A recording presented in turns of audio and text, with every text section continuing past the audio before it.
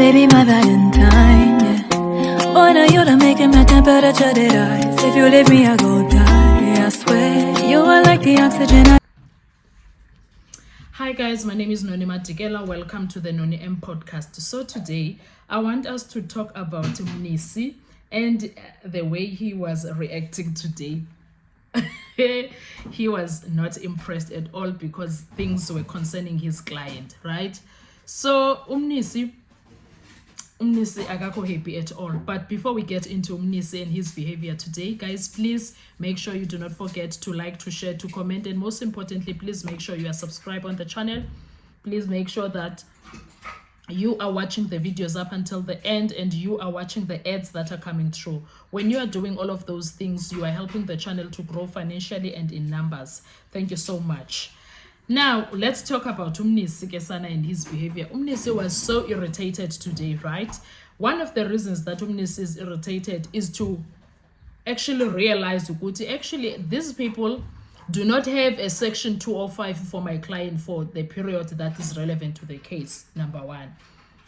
Number two, they have section 205 of his case that he is serving time for, the Cleveland case. That's what Mnisi has realized. And then that made his blood boil. He could not mince his words anymore. He ended up saying something along the lines of, this is cut and paste. I understood what he means because right now, Ubaloyi is busy shielding the evidence, babysitting the names of the people that actually requested the 205, the section 205.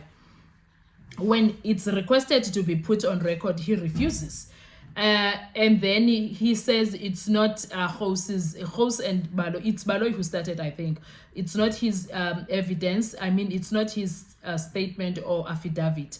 Yet, he is busy reading on that. So, obviously, that warrants for him to stop talking about it because it's not his now. He can't mention things there. Do you understand? So I understood where everyone was coming from when they were asking such questions. The other thing that became a joke of the day was that Ubaloyi even himself is somehow embarrassed because the conscience is not scared of its owner. A conscience is not scared of its owner. Isazela asimoyika umniniso. Unaso isazela because he is embarrassed with his own behavior, but because his pride won't let him admit defeat. He must just admit defeat because he has been defeated. There is nothing he can say, do that will change the facts. These guys have nothing to do with the Senzo Meyiwa case. Zero. There is nothing that has been brought to court that is beyond reasonable doubt that will speak to them being the ones that were hired. Or for that matter, speaking to a matter of them being hired to begin with, or anybody for that matter.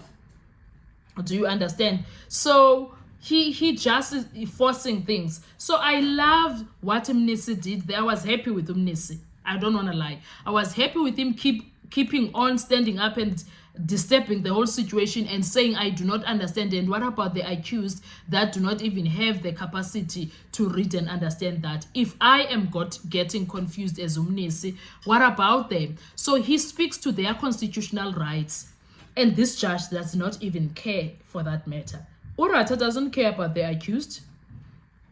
The other thing that is happening, there is no interpretation that is happening there. There is no interpretation is happening there. But Urata wants them to continue doing the things. Nobaloyi is forcing the issue of continuing.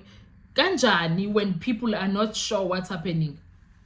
And Mnisi was very much in his right to stand up and distract the whole situation because, hello, sir, my client is not understanding anything. Yes, I may be hearing things, but I am also confused. This judge now goes on saying, even me, an old man, can understand and hear. Who asked you? I was like, who asked you? They needed to say, well, good for you, sir, for hearing and understanding in your old age, but we need it to be in a clear form. It sounded like it's a medical form now, whereby a doctor is telling you have esophagus. You don't know what it is. It sounded like that, the whole situation, because it was really foreign form language. Do you understand? So I understood where Mnisi was coming from. And he is right about one thing though. Very right. This is a cut and paste situation. It is a cut and paste situation because if it's not a cut and paste, why is it hard for them to give us the name of the person who requested for the section 205, especially for case 636? If this section 205 they are reading is for case 636, it will show on top and say case 636, Phosphorus case 636. Obviously, it's going to show that case of 2015.